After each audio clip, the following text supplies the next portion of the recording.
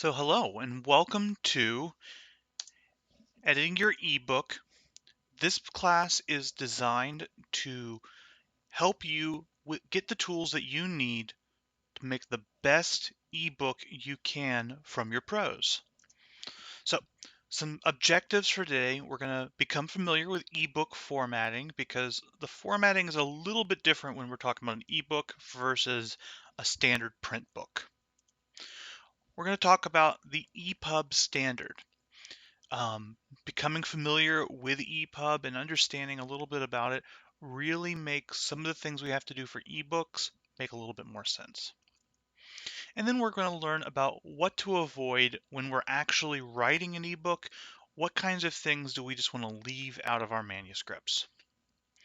So, ebooks. What do we mean when we're talking about an ebook? Well, what we're talking about is reflowable type. And what this means is it's text that changes the fit container. If you look here, we've got two containers. One on the left is really narrow, one on the right is larger. The text in both containers is the exact same content at the same font size, but one of them, the text goes off the screen. The other, the text is all visible. It all fills the container. This is reflowable type, and it is at the heart of any well-designed ebook. Now, what we aren't talking about are kids' books, because kids' books have some problems. A big problem is they really have a hard focus on pictures. And while pictures are great, they really do help tell a story. For a reflowable type ebook, they're not what we want. And let's look at some examples of children's books so that we know what we're talking about. So here are two books. One on the left is Frog and Toad. One on the right is a Ninja Turtles. Both of these are ebooks that you can check out and read from our Overdrive service. Now, of the two books here, the one on the left, the Toad and Frog book, is the more acceptable when it comes to making a children's book and an ebook at the same time, if we were trying to do that. And the reason I say that is, notice that the picture here, the picture is wholly independent of the text. And this is very important. You do not want to see text and picture occupying the same space. That's why this Ninja Turtle over here is not really a good ebook from a reflowable text standpoint, because we can see the text here. It is on top of the picture. This means regardless of the book reader you're reading in, you're going to be stuck with the size of the picture, and it's going to be harder to read the text. So, EPUB. Been talking about it. What the heck is EPUB? Well, EPUB is actually a format based on HTML. So if you've ever looked at a web page, that's the kind of thing we're thinking about for our EPUB. Only when I say a web page, I mean a web page from the 1990s, like an old GeoCities web page, not this newer formatting procedure that we have. Almost every manufacturer on the market, Barnes & Noble, Kobo, more, use EPUB as the baseline standard. So EPUB is the universal standard. But as with all things universal, there are some exceptions, and the biggest exception, and really the only exception to the universality of EPUB, is Amazon. And they use a combination of AZN and Mobi, both of which are proprietary Amazon formats. So really what will end up happening is you'll give them an EPUB and they will turn it into a Mobi or an AZN, and you don't have to worry about it. So, what does an EPUB look like under the hood? We're not talking about when you're reading the book, we're talking about when you're creating the book. Well, it can look like this. What you're looking at right now is a screenshot from a free program known as Sigil. And if you're a little bit more comfortable with HTML and CSS, I highly recommend Sigil because it is a very, very clean creator of ebooks. So we can see over here on the left, we have a book browser. So every chapter would actually be a section in the text folder. Your styles, everything that dictates how your book is going to appear, that's going to go in the styles folder. Of course, there are other folders here, but honestly, an ebook, an epub ebook, you're not really going to deal with those other ones. Why I like Sigil is it does a lot of the work for you. So you can tell it break a document up at a certain location and it'll automatically create a new document over here, making it much easier for you to bring in a book that you've written in, let's say, Word into Sigil and then have it converted over properly. Here in the middle, we have all the code that goes into it. Honestly, for the most part, whenever you're dealing with an ebook, in Sigil, what you need to know of HTML is that the paragraphs go inside the paragraph tag. Now, you might be wondering what the heck this weird language is you're looking at. This is Lorem Ipsum. It's just an old typesetting language. Don't try reading it. It's been around since the printing press was invented, and it's just really used for us to show what stuff is going to look like without actually having anything there. Over here on the right is the end result. Now, the great thing about Sigil is as you're typing here in the middle, it's appearing over here on the right. And if you make a mistake, it will tell you. And it'll make it a little bit easier for you to track what's going on. But you will need some knowledge of HTML and CSS when you're working with Sigil. Now, I bet you're wondering, do you actually have to work with Sigil? I mean, most of us don't know how to do computer coding. Now, I will say HTML is a really easy language to learn, but if you don't want to learn it, you might be a little turned off at this point. Well, the good news is, nope, there is no need for you to learn a single line of HTML or CSS. I mention them so that you know what is going on under the hood. If you understand certain things about your document, it makes what we have to do make more sense later on. But honestly, write how you would normally write your book. Are you writing in Google Docs, Apple Pages, LibreOffice's Writer? If you use any of these systems, just write the dang book. It'll be fine. And you can come up with some really good looking ebooks this way. What's also amazing about these three systems is that all three of them have the ability to export a book as an EPUB. So all you have to do is make sure it's formatted correctly and then hit a button and you have a fully functional EPUB that you can turn in to the Indie Author Project here at the library or to any service on the internet. Now, you might be wondering something. Where's Word? Well, good question. Microsoft Word is the name when it comes to word processors in the modern era. In fact, Word is in word processor. But when it comes to ebooks, Word can be a little difficult. I would even go so far as to say it's frustrating. The reason for this is it doesn't have a direct EPUB conversion like all of those other word processors out there. Instead, what you have to do is after you've saved the document, you save it again as an HTML document. And then that HTML document can be tinkered with a little bit or thrown straight into another program called Calibre. And then with Calibre, you can convert it into EPUB or MOBI or whatever format you want. But it takes a little bit more work to get a good looking result from Word than from some of the others, simply because Word is still not built with ebooks in mind. Calibre is a completely free program, and it's safe. I've used it for years, both for tinkering with ebooks and also managing my ebook collection. Now, when we are talking about formatting an ebook, throw away your physical books, at least metaphorically speaking.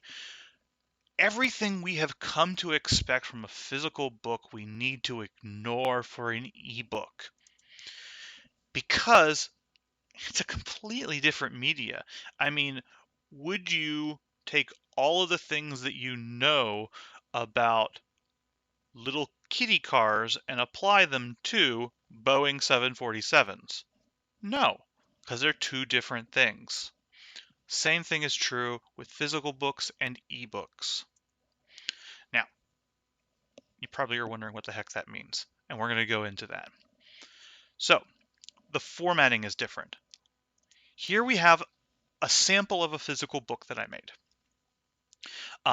If it's hard to read, that's okay. We're going to make it a little bit bigger here in a moment, but for right now, there's that physical book. Here's an ebook. The content, word for word, is the same in both of these examples, but there are some glaring differences, and there are some things that we do differently. Doesn't change the content of the book, but it makes it better to read depending on what platform you're on. So, physical book. Let's see. What are some things that you often see in a physical book? Well, for one thing, you see a lot of fancy fonts. This chapter 1 title here is in a fancy font. In fact, some people might call it ridiculously fancy. But this is the kind of thing you can see in a physical book. Another thing you can expect to see are like this croissant here, an image used to break up information or just for a picture for sake. Another thing are drop caps, what this letter L is right here. This letter L looks really fancy in in a physical book, but in an ebook, it's very hard to code, and there's no guarantee it's going to look right on every device. Headers and footers are also something you see a lot of in books. What am I talking about? I'm talking about the book title and author name that you'll often see written on every other page. I'm talking about the page number at the bottom. All of these things cannot be in an ebook. And the reasons for that we'll get into in a little bit. Let's take a look at that ebook. Notice everything I just talked about is gone. When we look at an ebook, what we're often going to see are very, very plain fonts. This is all done, I believe, in the Calibri style, but it could have just as easily been done in Arial. Simple fonts are much better because you don't have any control of the font on someone's device. And they're going to use what they are going to use. They might not even have the fancy font that you want. And if you try to force your font on them, they can still override it and do something else. So we're just going to avoid fancy fonts. Images are another thing that we avoid. Notice that there is not a single image inside of this text. And the reason for that is images and text in an ebook do not get along well. If you've ever been in Microsoft Word and copied an image into your document and initially all the text seems to run away from it, that's how it works in an ebook. If I was to put a picture right here where my cursor is, what would have to happen is all of the text above it would be moved up and all the text below it would move down to make room for the picture. You could not have text that flows around the picture because that functionality isn't built into HTML, at least not for an ebook. As a rule, I tell people no pictures. Most of the time, if you're writing a work of fiction, you don't need a picture. If you do need a picture, usually a picture will be on its own page, and there might be a little link here in the text that'll take you to the picture, and then you can come back. Notice there are no drop caps. That first L here is no drop cap.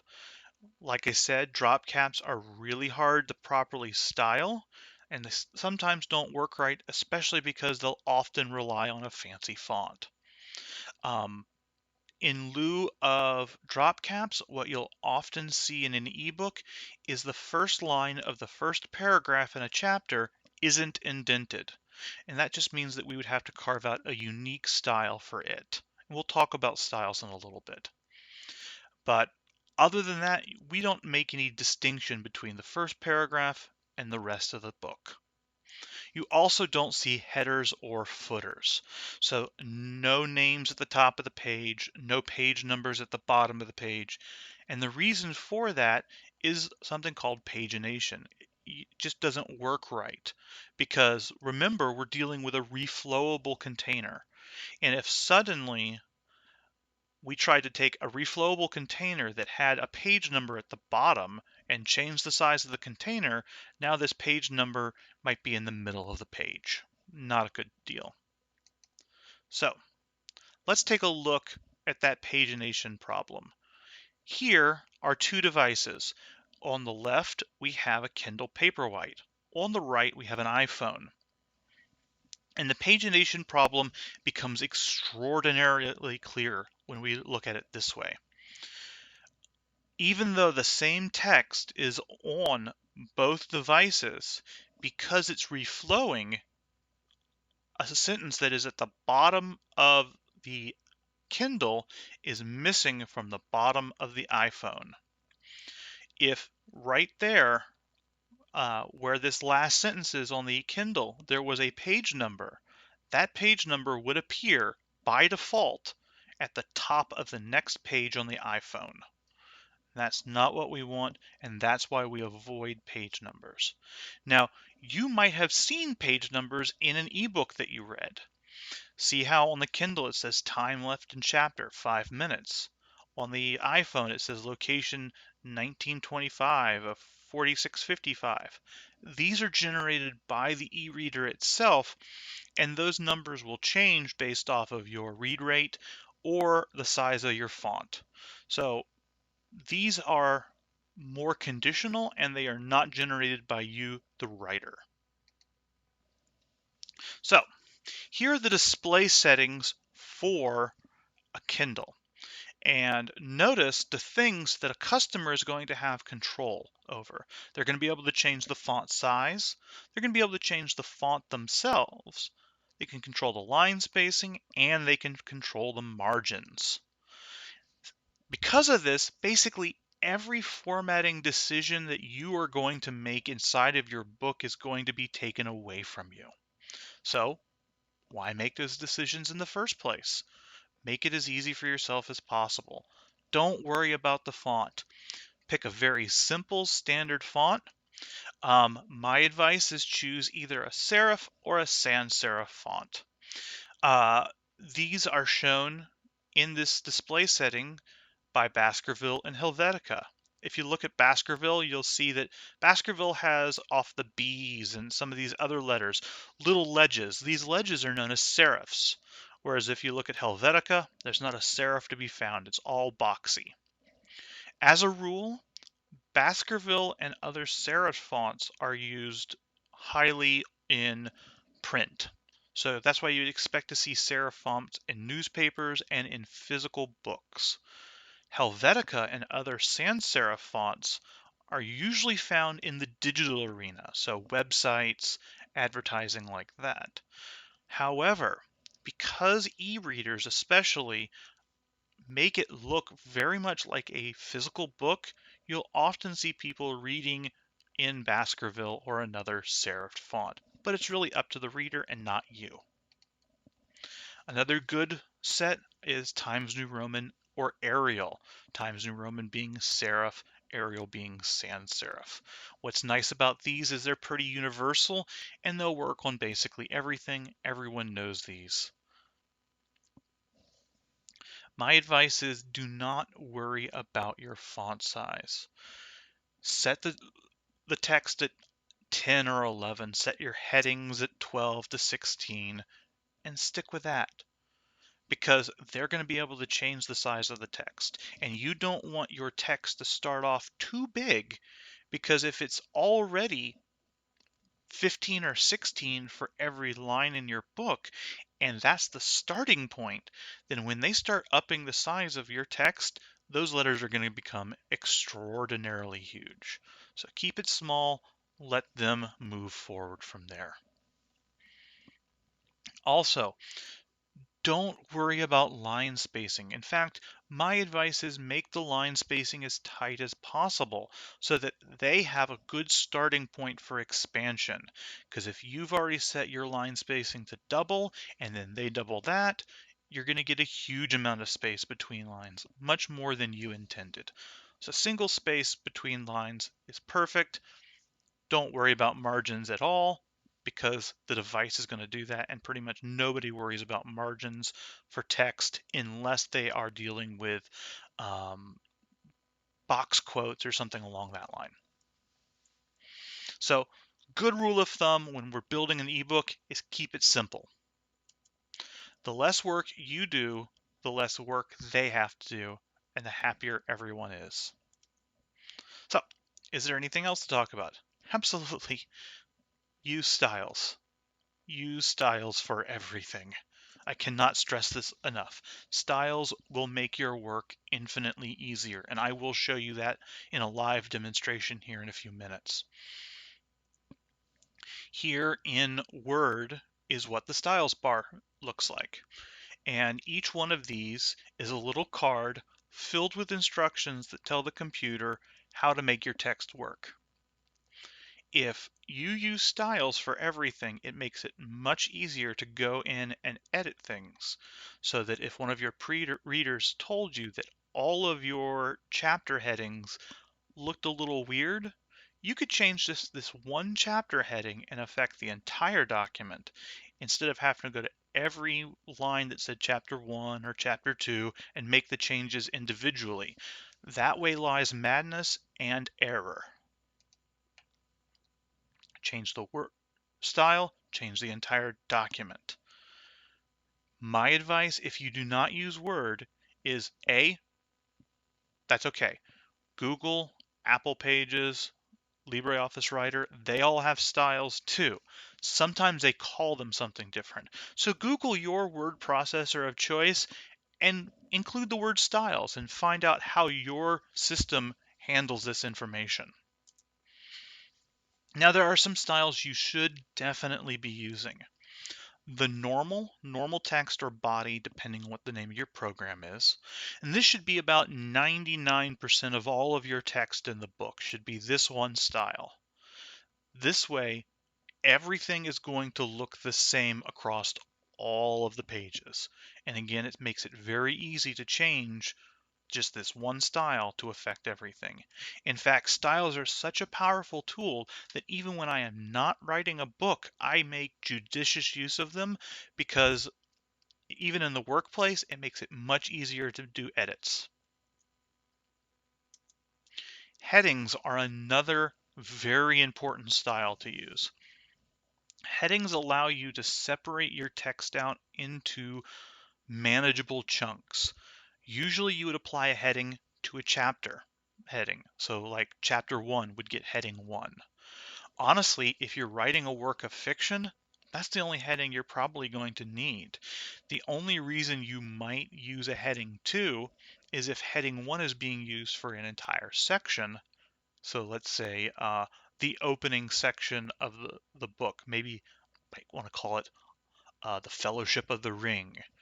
And then inside this Fellowship of the Ring book I just made up, you have individual chapters that would use the heading 2 style to show that they are inside the Fellowship of the Ring book, or section, as it were. This becomes very important when you do things like tables of contents, because they will use these headers. There are some special cases aside from those two. And these fall into the bold versus strong and the italics versus emphasis areas. You are probably familiar with bold and italics from your use of word processors. What you might not know, though, is that both of those can be rendered in a different way using a style. If you were to use, let's say, the strong style instead of bold, what would happen is when a reader is using adaptive technology to make it so that the computer is reading to them, when they read text that has a strong style applied, the computer, as it's speaking, will actually change how it's saying the words and emphasize them more than if it was just bold. Bold, as far as the computer is concerned, is pure stylistic. It doesn't see it as anything different. It'd be like making the word purple. It doesn't do anything. But by applying the strong style, the computer now knows that this is something important and it will act accordingly. The same is true for emphasis versus italics. Emphasis is the one that you use when you want the computer to sound different. Italics is the one that you want to use just to make something in italics. Anything other than these, use a style. Even if you have to create a style, use a style. And I'll show you how to use styles here in a minute. So, what do we not use in an ebook? Tabs. If you hit the tab key to do your indenting, please stop, because those tabs do not exist within HTML. And so what happens is you're using something that the computer is not going to recognize. Instead, we actually physically change the line indent inside our programs. Again, don't use pictures or use as few pictures as physically possible. As a good rule of thumb, your ebook's total size can be no more than 25 megabytes. There are pictures that are much larger than that. So if all of your book is just pictures, it could be ending up being in the hundreds of megabytes to the low gigabyte range, and that's not a good ebook. Footnotes, we're going to leave footnotes out for the same reason we leave headers and footers out, because footnotes go at the end of the page, and if the page is not constant, like we know they aren't, then footnotes are just going to end up wherever. Instead, use endnotes. Endnotes go to either the end of a section or the end of a book, and because of this, it represents an absolute location within your book, much better than footnotes. Avoid fancy fonts. Fancy fonts get very problematic on a whole host of levels. For one thing, do you even own the rights to use the fancy font in your book? If not, don't put them there. If you do, how do you then embed the font into the book? And then how do you ensure that all devices are going to read your fancy font? If, let's say, you are utilizing this particular font to draw out an image or something, consider turning it into an image and inserting it that way, instead of using some kind of fancy font that won't render properly. We're also going to avoid page numbers, like we mentioned earlier, along with those headers and footers. So, let's say you already did all of that. Should you delete it? No, don't delete it. Instead, what you should do is work from a copy. You should always work from a copy, regardless of what you're doing, because you don't want to accidentally erase everything and lose it. But for this, because we're going to have to strip out all of the wrong formatting that you put in there because you didn't know, if you keep a copy of your work, then you're going to be able to know everywhere that you put the bolds and everywhere you put the italics and everywhere you did something unique, so that you could go into the copy and make changes line by line if you have to. Ideally, though, you won't. So let's go live. So here we are in Microsoft Word. And right now I have a blank page, and let's go ahead and populate this with some text. If you're in another program, you're not going to be able to do this, but in Word, all I have to do is go equals LOREM, open parentheses, and I'll just go with 5, 25, close parenthesis, and hit enter. And here we go. Here's that lorem ipsum I mentioned earlier. This is really good for producing a lot of text really quickly. If you hadn't put anything inside the parentheses, it would still work. You just get less text, and I wanted a fair amount. So let's go in here and start putting some things that we would expect to see in an ebook. So I'm going to come up here to this first line, hit enter, then go up into the empty space and type chapter 1. You can do the number 1, you can do the word 1, it does not matter. And then while I'm up here, I'm just going to, I'll leave that for a moment.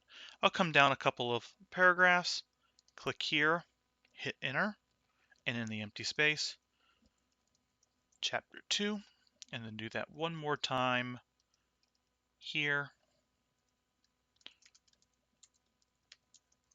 chapter 3. So there are my 3 chapters. Now, I'm going to select the whole document with holding Control and hitting the letter A. And that selects everything. And I'm going to click up here, Normal, just to ensure everything has the normal style applied. Now I can start carving out exceptions. So what I'm going to do is I'm going to come to this first paragraph here and triple click on the paragraph so that it knows that I'm going to be editing it. And I'm going to come in and move this upper arrow in my ruler over 2 points.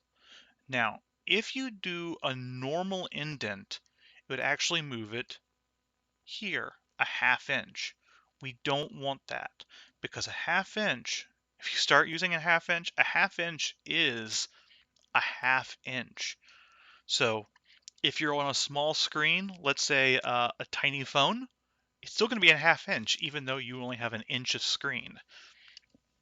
Instead, we go 0.2 inches, much smaller, and if we were doing this in Sigil or something, we might even code it so that it was a fraction of the screen, like 0.1% of the screen is the indent. But for here, 0.2 is fine. It's what Amazon recommends in their conversion process. So we'll go with that. A couple other things we're going to do is I'm going to clean up my line spacing by coming up here to paragraph and just hitting single space. And then I'm going to come back up here and say remove space after paragraph. This way, all of my paragraphs are nice and tight together. Now, what I'll do is I want all of my paragraphs here to look like this first one I did. So to do that, I'm just going to come up to normal, right click, and say update normal to match selection. And suddenly everything is indented. Now, not only is everything indented, my chapter 1 is indented, and this is something I don't want. So what I'm going to do is first I'm going to come up here and I'm going to apply the heading 1 style. See, it's changed color. It's also gotten some extra effects. I'm going to come down and do the same thing with chapter 2 and chapter 3. Now, these chapter headings have several problems. First problem is they're indented. So I'm going to come up here, unindent it, and then I want it centered. So I'm just going to come to the paragraph group and choose center. I'd like to remove the space above it and put the space below it. And for that, I'm going to come to my line spacing, remove space before paragraph, line spacing, add space after paragraph.